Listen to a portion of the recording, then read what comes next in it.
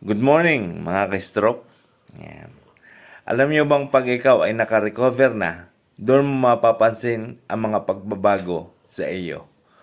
Unang-una, honestly saying, ay yung dati mong lakas at dating bilis ng galaw ay hindi mo na may babalik talaga. Pero mahalaga naman dyan ay yung nakakasabay ka sa normal na pamumuhay, ang iyong galaw.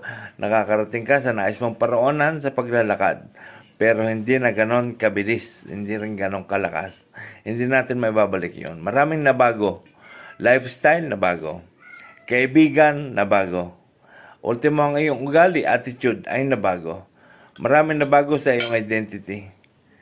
O naging mainitin ang ulo ka, nandyan, kasama yan sa na-stroke.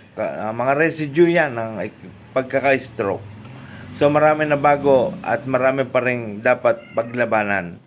Unang-una, kagaya niyang init ng ulo, iyan ang number 1 na tatalo sa iyo na dapat nating labanan.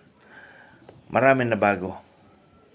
Pero ang mahalaga dyan ay makasabay ka sa normal na pamumuhay at yung ikaw ay maging masaya.